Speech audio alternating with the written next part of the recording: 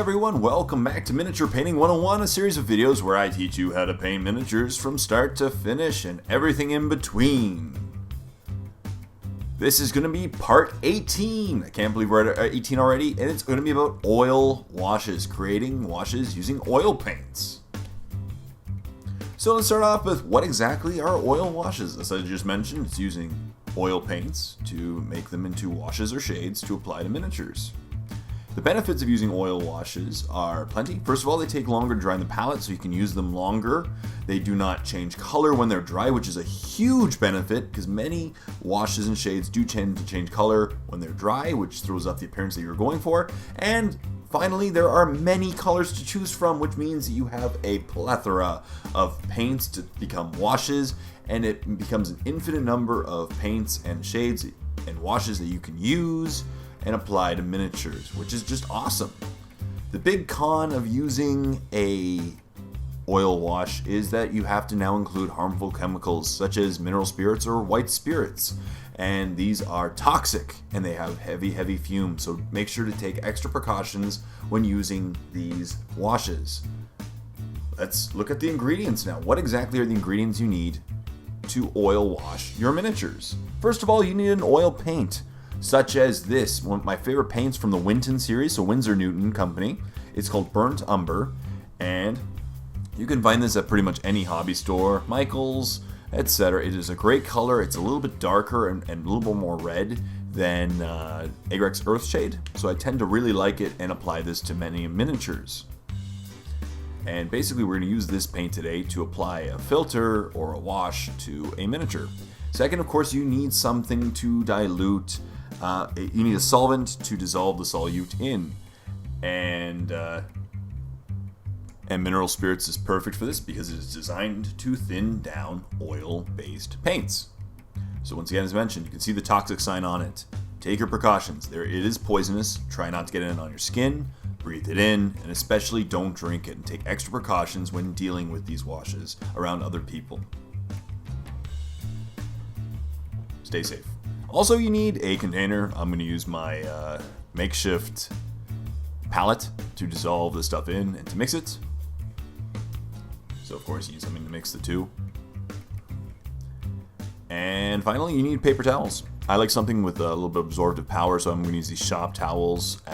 The specific reason, which I'll go over later, but they're absorptive and they're not too abrasive. You don't want something that will scratch the miniature. You just want something that will absorb and that you can use to buff the miniature after applying the wash. So now let's get started.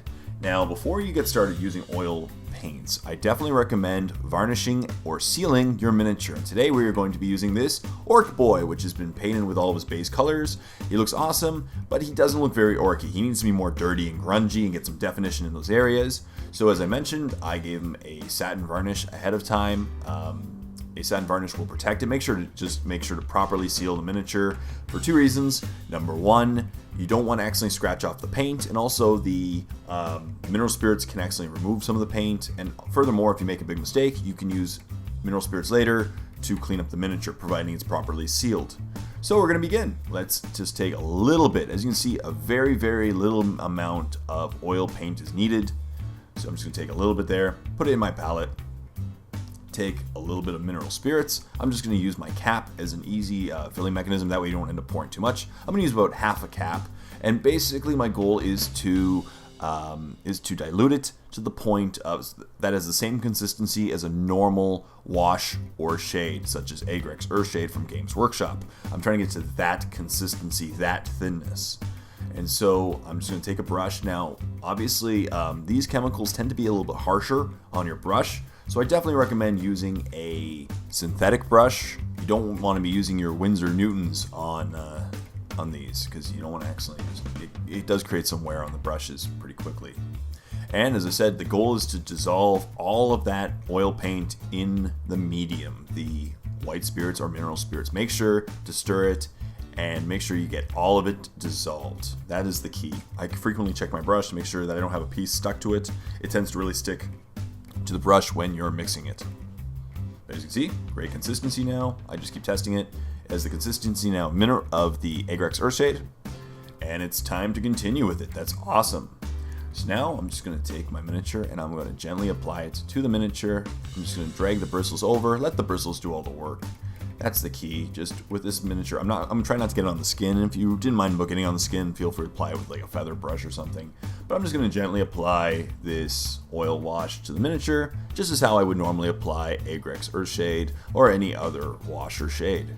I'm going to apply it to all the clothing and the arm bands and the gun, just basically everything. Make it look a little more dirty and more orky.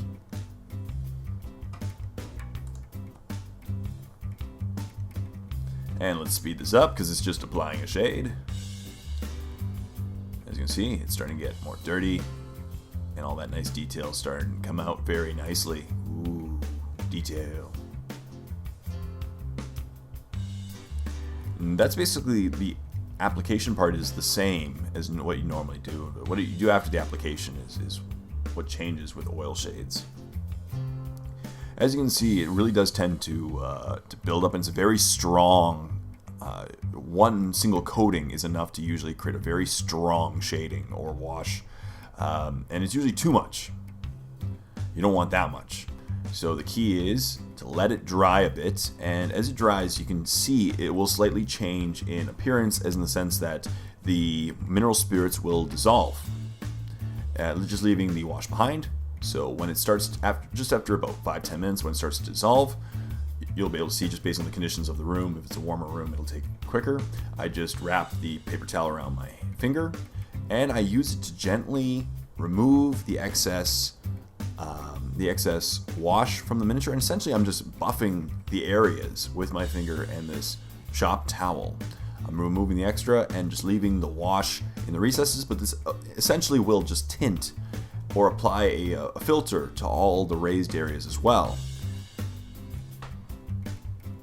And feel free to do as much or as little as you want for the buffing. I'm just going to remove just a bit of the excess to make it still look very orky and dirty, but I just don't want to leave too much on it before it dries. As I said, this will take a little while to dry completely with the oil paint, but doing this process will just allow it. What I also love about this is it gives you some great control over the final appearance. And as I said, make sure to varnish your model, because if you don't, this part will especially remove layers of paint, because you're buffing the areas, so it will accidentally remove the paint you don't want to remove. And there you go. So I just buffed the surface, and now it looks great. Once again, I left it some plenty time to dry, and a little bit later, here's what the miniature looks like. As you can see now, the gun looks dirty and has some great definition. Also by buffing, it kind of creates a highlight at the same time, depending on the area, which is nice. And there's so much more definition in the boots, in the shirt, in the pants, everywhere. It just looks great, looks darker, and definitely looks more orky. And I'm probably just going to stop here with the miniature since it's just a boy and I'm not going to spend that much time. So it's great this is also a great procedure if you're doing line painting or batch painting, which I will be doing a future video on. And here he is. He looks great. As I said, it just takes a little bit of time to dry. And here he is from the side.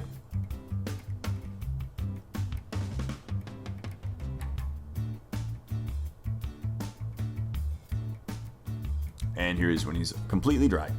And he looks way better than he did before. And that is oil washes in a nutshell.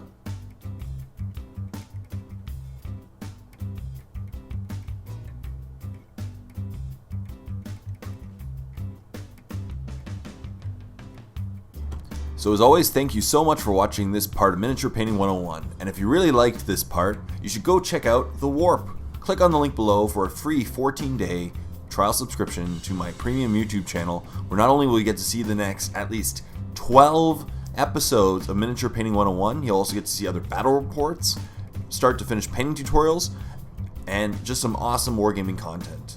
So stay tuned for part 19. Until next time, this is Jay saying, happy painting, everyone.